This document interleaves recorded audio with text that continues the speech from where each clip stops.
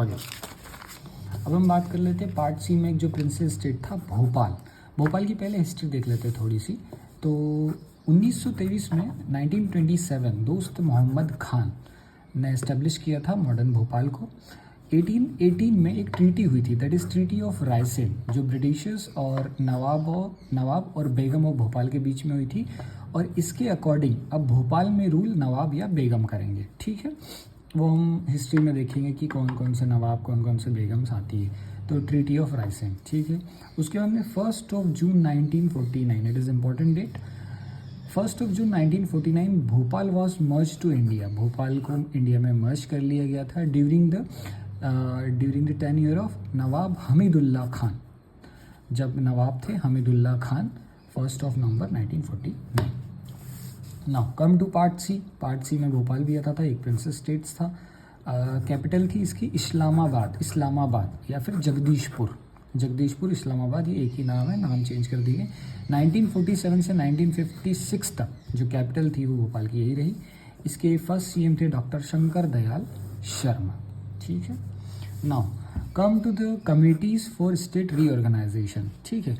तो 1956 से पहले जो इंडिया या कोई भी स्टेट था उसका जो डिवीज़न या उसका इमरजेंस या फिर उसका एस्टेब्लिशमेंट वो जोग्राफिकल बेसिस पे हुआ था। लेकिन अब एक कहानी आ जाएगी लिंग्विस्टिक बेसिस की, जोग्राफिकल बेसिस की, या फिर एडमिनिस्ट्रेशन की जो एफिशिएंसी है, तो किस बेसिस पे स्टेट का रीऑर्गेनाइजेशन किया जाए। तो इसके लिए कुछ कमिटीज़ बिठाई गई थी। सबसे पहले कमेटी थी एस.के. धर कमेटी। एस.के. धर कमेटी बैठी थी 1948 में। It was headed by Shyam Krishna Dhar. और इनकी रिकमेंडेशन क्या थी? Refused state reorganisation on linguistic basis. उन्होंने स्टेट का रीऑर्गेनाइजेशन लिंग्विस्टिक बेसिस पे कैंसिल कर दिया गया था। लिंग्विस्टिक बेसिस का मतलब होता है लैंग्वेज के बेसिस पे। जैसे जो गुजराती बोलते हैं उनके लिए एक अलग स्टेट बना दो, जो कन्नड़ बोलते हैं उनके लिए अलग बना दो, जो तेलुगु बोलते हैं उनके लिए अलग बना दो। तो इन्होंने इसके लिए सख्त मना कर दिया, ही रिफ्यूज्ड, ठीक। फिर उसके बाद में बैठी थी जेवीपी कमेटी दिसंबर 1948 में। जेवीपी का फुल फॉर्म है जवाहरलाल नेहरू, सरदार वल्लभ भाई Patel and Pattabhi Sitaramayya. Same recommendation इनकी भी थी, इन्होंने भी रिफ्यूज कर दिया था लिंग्विस्टिक बेसिस पे स्टेट का रीऑर्गेनाइजेशन करना। फिर एक इंसिडेंट हुआ, पट्टी श्री रामुल्ला, ये आंध्र प्रदेश के थे। ये फास्ट ऑन टू डेथ पे बैठ गए थे और 58 डेज़ के फास्टिंग के बाद इनकी डेथ हो गई, डाइट। अब जैसे ही इनकी डेथ हुई, जो साउथ इंडिया है वहाँ पे प्रोटेस्ट स्टार्ट हो गए, रिवॉल्ट्स स्टार्ट हो गए।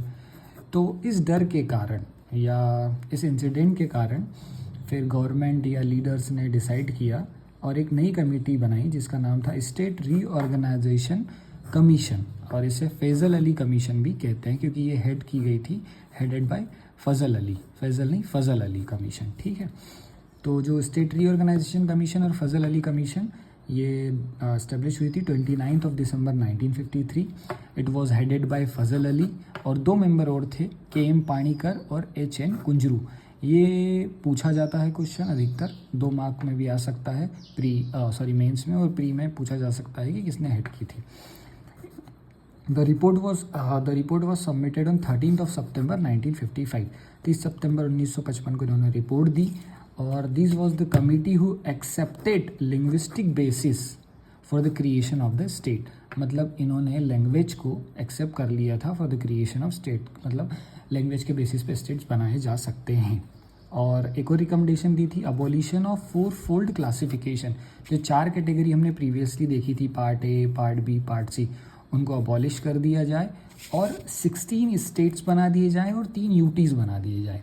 ये ध्यान रखना कि ये रिकमेंडेशंस थी, बाकी अभी जब एक्ट बनेगा तो उसमें ये जो डाटा ये अलग रहेगा। तो रिकमेंडेशन में 16 स्टेट्स और 3 यूटीज़ थी, ठीक है।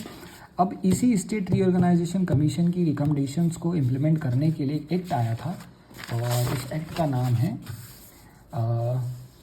The state reorganisation act 1956। तो इस एक्ट के अकॉर्डिंग 14 स्टेट्स बनाए गए और 6 यूटीज़ बनाई गई। अच्छा, रिकमेंडेड कितनी की गई थी? 16 स्टेट्स और 3 यूटी, बट एक्सेप्ट कितनी बनाई कितनी गई? 14 स्टेट्स और 6 यूटीज़। और ये कब बनी थी? 1 नवंबर 1956। दैट इज़ द इस्टेब्लिशमेंट और formation day of Madhya Pradesh also. तो मध्य प्रदेश भी 1 नवंबर 1956 को आ गया था, जिसमें मध्य भारत, विंध्यन प्रदेश, ठीक है, भोपाल, सेंट्रल प्रोविंस, बरार, इन सबको मर्ज कर दिया गया था। इनमें भी कुछ मॉडिफिकेशंस हुए थे, वो भी हम देखेंगे कि थोड़े बहुत मॉडिफिकेशंस के साथ इन सबको मर्ज करके मध्य प्रदेश फॉर्म हो गया। ठीक, अब देखो 1 नवंबर 1956 को मध्य प्रदेश फॉर्म हुआ, जिसका एरिया था 443,446 स्क्वायर किलोमीटर, 43 डिस्ट्रिक्ट्स और 8 डिवीजन के साथ ही फॉर्म हुआ था। अब देखो boundaries change according to the state reorganisation commission, कुछ बाउंड्रीज को चेंज किया गया, कुछ डिस्ट्रिक्ट्स को हटाया गया, इंक्लूड किया गया, और 1 नवंबर 1956 को मध्य प्रदेश को फॉर्म कर दिया गया। अब इसमें हम 3 पॉइंट में इसको देख लेते हैं। तो कुछ 8 मराठी स्पीकिंग डिस्ट्रिक्ट्स थे, ये मराठी बोलते थे और लिंग्विस्टिक बेसिस पे फॉर्मेशन हो रहा था, तो इन मराठी डिस्ट्रिक्ट्स को एमपी में रखने से कोई फ़ायदा नहीं था, तो इनको महाराष्ट्र को दे दिया। अब क्या क्या है, बुल्धाना, अकोला, अमरावती, यवतमाल, वर्धा, नागपुर, बंदार, चंदा।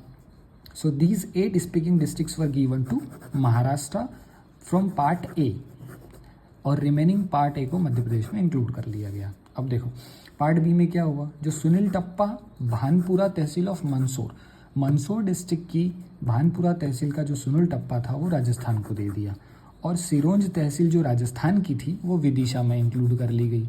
ठीक, और रिमेनिंग पार्ट बी को मध्य प्रदेश में इंक्लूड कर लिया। अब पार्ट सी में कोई भी चेंज नहीं किया गया, पूरा भोपाल और Vindhyan Pradesh, entire Bhopal and Vindhyan Pradesh became the part of Madhya Pradesh. ठीक है, उसके बाद में मध्य प्रदेश की कैपिटल भोपाल बनाई गई। भोपाल तब डिस्ट्रिक्ट नहीं था, ये तहसील था सीहोर डिस्ट्रिक्ट की। 1956 में कैपिटल बनी तो भोपाल थी, लेकिन भोपाल तब डिस्ट्रिक्ट नहीं था। भोपाल डिस्ट्रिक्ट बना था 1972 में, और 1956 के टाइम पे ये सीहोर की तहसील हुआ करता था। ठीक है, ऑल दिस चेंजेस, ये सारे चेंजेस होने के बाद 1 नवंबर 1956 को मध्य प्रदेश फॉर्म में आ गया। 43 डिस्ट्रिक्ट्स और 8 डिवीजन के साथ ये फॉर्म हो गया था। ठीक है, अब इसके बाद में जैसे हमने स्टेट्स के लिए कमेटी देखी कि स्टेट के लिए कौन कौन सी कमेटी बैठी और स्टेट का कैसा, वैसे ही एमपी में डिस्ट्रिक्ट्स के लिए कमेटीज़ हैं। ठीक है, अब कौन कौन सी कमेटी बनी, मतलब 1956 के बाद, 1956 में तो 43 डिस्ट्रिक्ट्स थे और 8 डिवीजन्स थे। इसके बाद जितने भी डिस्ट्रिक्ट्स बने उन कौन से ईयर में बने, ठीक है, ईयर में कौन सी कमेटी बनी, कितने डिस्ट्रिक्ट बने, फिर 1 नवंबर 2000 को छत्तीसगढ़ अलग हुआ तो कितने डिस्ट्रिक्ट्स लेके अलग हुआ, एमपी में कितने बचे। तो ये जो है 1956 के से लेके अभी 2025 तक की जर्नी को हम कंप्लीट करेंगे, कमिटीज़, ईयर और कौन कौन सा डिस्ट्रिक्ट फॉर्म हुआ। Thank you.